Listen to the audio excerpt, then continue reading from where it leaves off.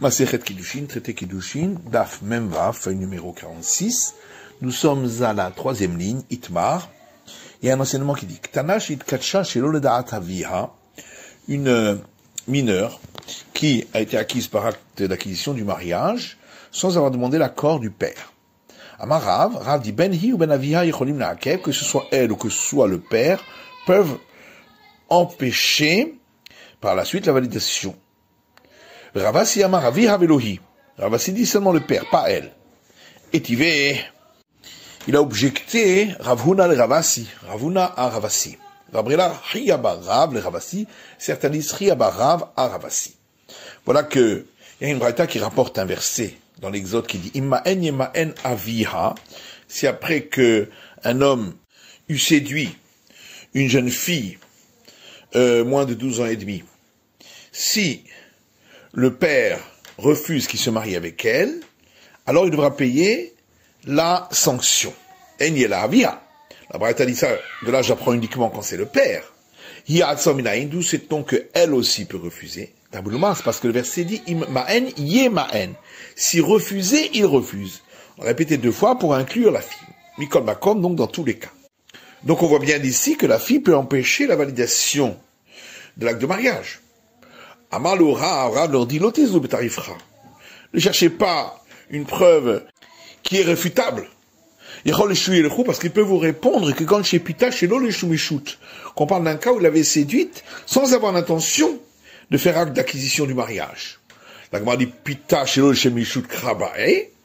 S'il n'a pas eu l'intention de l'acquérir par acquisition des liens du mariage, qu'on a besoin d'un verset pour dire que on peut empêcher le mariage, il n'y a pas eu donc de validation de mariage. Amar Nachman bar Yitzhak, Nachman fils de Yitzhak dit Lomar shem shalem knas kimfuta.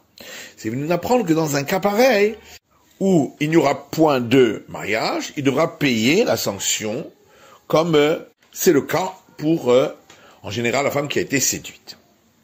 Amalé Rav Yosef, hihachi, et Rav Yosef lui dit, effectivement, c'est juste, hainu tanina, puisque il y a une braïta qui dit, voici que le verset dit dans ce passage de l'Exode, mahor im haren alo le isha, il lui payera son devoir pour acte d'acquisition du mariage, pour en faire sa femme. De là, on voit que il faut qu'il fasse acte d'acquisition du mariage. Or, si on disait que la séduction avait eu lieu avec intention d'en faire un acte de mariage, pourquoi aurait-il besoin de faire un nouveau acte de mariage? Abaye lui répond, il faudrait quand même un acte de mariage avec l'accord du père, ce qui n'a pas été le cas jusque-là. Matnitin, Mishnah, Aomer Leisha, celui qui dit à une femme, Itkatchili bitmarazu, soit acquise pour moi par l'acquisition des liens du mariage, avec cette date, Itkatchili bezu, soit acquise pour moi avec l'acquisition des liens du mariage, avec celle-ci, Imesh bachat mehen shave pruta, si l'une d'elles a la valeur d'une pruta, mais koudeshet, elle est acquise par l'acquisition des liens du mariage, même là, mais sinon, elle n'a mais koudeshet, elle n'est pas acquise par l'acquisition des liens du mariage.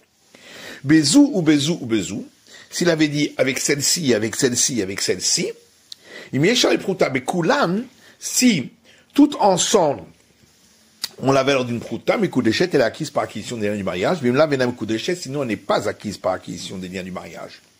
Haïta ochelet rishona, rishona. Si il lui donnait, et au fur et à mesure qu'il lui donnait une date, elle l'a mangée, et elle ne sera pas acquise par acquisition des liens du mariage tant qu'il n'y aura pas, pour l'une des dates, la valeur d'une prouta. Gmara. Mantana Kachi, qui est l'auteur de notre Mishnah qui a dit que on sépare la valeur des dates que s'il a dit à chaque fois soit acquise par acquisition des liens du mariage. Rabbi Shimon, c'est Rabbi Shimon,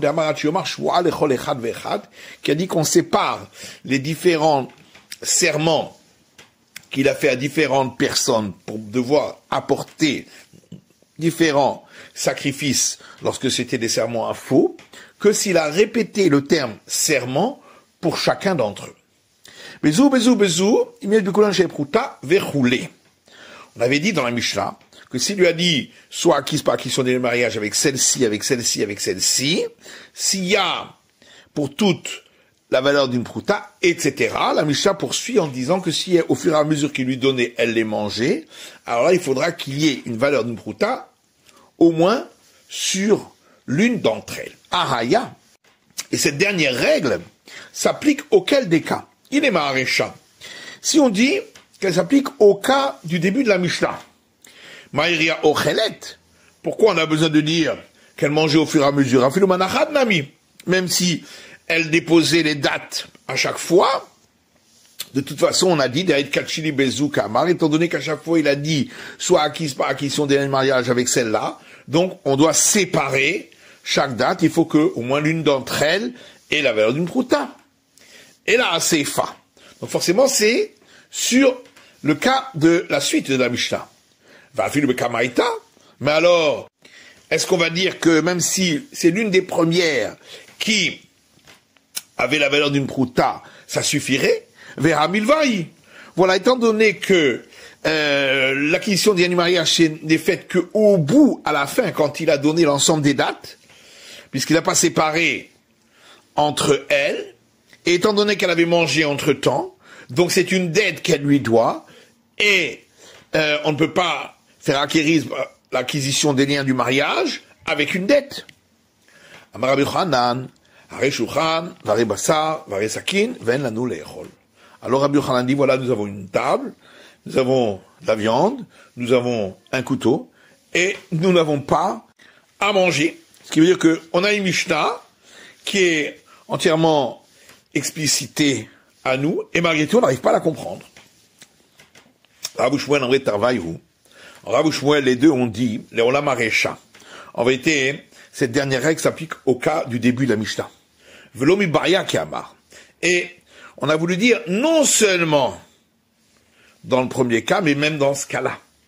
Lomi Baria Manahat, non seulement dans le cas où elle déposait à chaque fois les dates des Ikasha et Pruta in Ilolo, qu'on a dit au début de la Mishnah que c'est seulement si l'une d'entre elles avait la valeur d'une Pruta qu'elle est acquise par acquisition des liens du mariage, mais sinon non.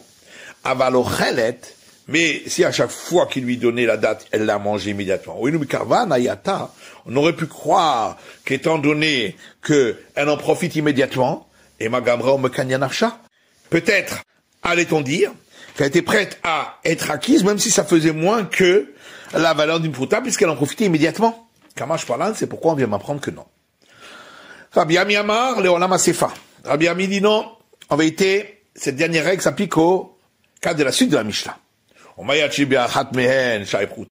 Et qu'est-ce que ça veut dire donc quand la Mishnah a dit qu'il faut que dans l'une d'entre elles, il y ait la valeur d'une prouta? Ça veut dire que la dernière qui lui a donné est la valeur d'une prouta. Mais avec les autres, elle ne peut pas être acquise par acquisition des liens du mariage, comme on a expliqué, parce que c'est une dette. Rava dit, Rabbi Ami, on peut déduire de l'explication de Rabbi Ami, trois choses. Premièrement, on en déduit que celui qui veut acquérir par acquisition des liens du mariage une femme avec une dette qu'elle lui doit, elle n'est pas acquise. On apprend également que dans le cas où il a voulu l'acquérir par acquisition des liens du mariage et avec une dette et aussi avec quelque chose qui a la valeur d'une prouta, d'ata prouta, la femme elle a l'intention de se faire acquérir par cette prouta, et donc elle est acquise, comme ici, où elle est acquise par la dernière date, si la dernière date a la valeur d'une prouta. Et on apprend également que lorsqu'il lui a donné de l'argent, et que cet argent n'a pas été utilisé aux fins du mariage, comme ici où il a donné les premières dates, et elles n'ont pas été utilisées aux fins du mariage, puisqu'elle les a mangées, eh bien, il faut la lui rendre au mari, c'est pourquoi c'est considéré comme une dette, et on a dit qu'il ne peut pas la faire acquérir avec une dette. Itmar, il y a un enseignement qui dit, celui qui fait acquisition par lien du mariage de sa sœur. Rav Amar Marot Rosrim. Rav dit, étant donné que le mariage n'est pas valable, l'argent qu'il lui a donné, elle doit le lui rendre. Shmuel Amar Marot Matana. Shmuel dit que l'argent qu'il lui a donné est considéré comme un cadeau. Rav Amar Marot Rosrim. Rav dit, l'argent qu'il lui a donné, elle doit le lui rendre. Adam Yodea Shen Kiddushin Tovsin Ba'achoto. Parce que tout le monde sait que le mariage n'est pas valable avec sa sœur. Et donc, il lui a donné cet argent en tant que dépôt. pour qu'elle le garde. Venez managem picadom, alors pourquoi il lui a pas dit que c'était en tant que dépôt? Ça va l'homme kabla. Parce qu'il s'est dit, elle acceptera pas. Ou Shmuel ça va, et Shmuel lui pense, Maot Matana, que l'argent qu'il lui a donné est considéré comme un cadeau. Adam Yodé Hashem Kilushin Tovsin Bachoto. Parce que tout le monde sait que on ne peut pas acquérir par acte du mariage une sœur. Et donc il lui a donné en tant que cadeau. Venez malal shumatana. Pourquoi il lui a pas dit qu'il a lui donné en tant que cadeau? Ça va qu'est-ce qu'il fait la milta? Il s'est dit elle va avoir honte que je lui fasse un cadeau. Motif Ravina. Ravina objecte. Voilà qu'il y a une braïta qui dit Amafrish halato kemar. Celui qui prélève la hala, donc la part de la pâte qu'on doit donner au prêtre, alors que c'est encore que de la farine. Et non hala, c'est pas considéré comme la hala comme prélèvement au prêtre. Mais gezel biad kohen. Et le prêtre qui l'a reçu, c'est considéré pour sa part comme du vol. Pourquoi dit-on que c'est considéré pour sa part comme du vol? Pourquoi on ne dirait pas, comme on avait dit plus haut, d'après Shmuel, que un homme sait très bien qu'on ne peut pas prélever la chala sur de la farine, et donc il lui a donné en tant que cadeau. J'en ai un terme de la fikromba mina. Non, c'est différent là-bas parce que si on dit que ça appartient au prêtre, alors il va en résulter une catastrophe. Parce qu'il peut arriver que le prêtre ait fait une pâte qui fait un peu moins que la mesure nécessaire pour devoir prélever la chala, qui est le volume de 5 revas de farine, et il a pétri en même temps ce morceau de pâte qu'il avait reçu en tant que chala, et il va penser que c'est vraiment de la chala, puisqu'on l'a laissé chez lui, et donc la pâte qu'il a pétri, elle n'a pas d'obligation de prélèvement de chala, et il va la manger alors qu'il n'aura pas prélevé, puisqu'en vérité, ce qu'il aura reçu n'est pas une chala. Et donc, il a la mesure suffisante de pâte pour devoir prélever. Là-dessus, la Gemara dit, mais pourtant, tu as dit que tout le monde sait que on ne prélève pas la chala sur de la farine. Et on répond, Yodea veno Yodea. On sait, mais on ne sait pas. Yodea shen mafrish chala kemach. On sait que on ne peut pas prélever la chala sur de la farine. Veno Yodea, d'un autre côté, on ne sait pas vraiment. Parce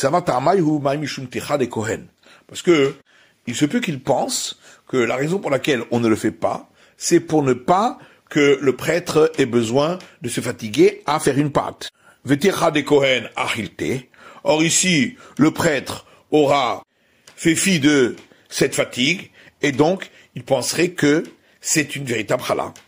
Et la Gemara demande, on n'a qu'à dire que c'est de la chala, mais qu'on ne la mange pas si on n'a pas prélevé pour elle de la chala d'un autre endroit. Milotnan, c'est pas qu'on a vu dans une Mishnah, que celui qui a prélevé le prélèvement au prêtre à partir d'une production agricole qui a poussé dans un pot troué où il y a l'obligation de par la Torah pour s'appliquer sur une production qui a poussé dans un pot non troué, où l'obligation n'est que d'ordre rabbinique, trouba, on considérera que le prélèvement au prêtre est valable, mais on ne pourra pas le manger tant qu'il n'aura pas prélevé pour ce prélèvement au prêtre, un prélèvement au prêtre et des dîmes d'une autre production. Et l'Agma répond, lorsqu'il s'agit de pots différents, comme ici, alors les gens vont écouter parce qu'ils vont comprendre que il y a effectivement un souci. Mais ici, où c'était d'un seul ustensile, les gens n'écouteront pas. Et si tu veux, je peux donner une autre réponse. En vérité, le prêtre, il écoute toujours ce qu'on lui dit. Seulement, c'est le propriétaire qui avait fait le prélèvement, qui va penser que la pâte qu'il a faite alors à partir de cette farine dont il avait fait le prélèvement est donc déjà prélevée, et il va manger cette pâte sans prélèvement. Et la Gemara demande, mais tu as donc dit que tout le monde sait qu'on ne peut pas prélever la chala à partir de la farine. Yodea ve'eno yodea. Et on répond, il sait, mais il sait pas vraiment. Yodea she'en mafrishin chala kemach. Il sait qu'on ne peut pas prélever de la chala à partir de la farine. Ve'eno yodea, mais il sait pas vraiment. Ça va ta'amama mishum ticha de Kohen. Parce qu'il pense que c'est uniquement pour ne pas fatiguer le prêtre. Ticha de Kohen, kibla ale. Et comme ici, le prêtre a reçu cette chala, c'est donc qu'il l'a accepté. La Gemara dit Vetiye vetruma, v'yazov vetrom. Pourquoi on dirait pas que c'est considéré comme la chala, et il devra reprélever à nouveau. Milotnan, n'est-ce pas qu'on a vu dans une Mishnah. Si quelqu'un a prélevé à partir d'une production qui a poussé dans un pot qui n'était pas troué, donc où l'obligation n'était que d'ordre rabbinique, pour s'appliquer sur une production qui a poussé dans un pot troué où l'obligation est de par la Torah, Trouma, c'est considéré comme un prélèvement au prêtre, V'yarzov Yitrom, il devra recommencer le prélèvement pour permettre ce qui a poussé dans le pot troué. L'Agmara répond à Okimda, Betremane Tsaïd, Bechad Manalo Tsaïd.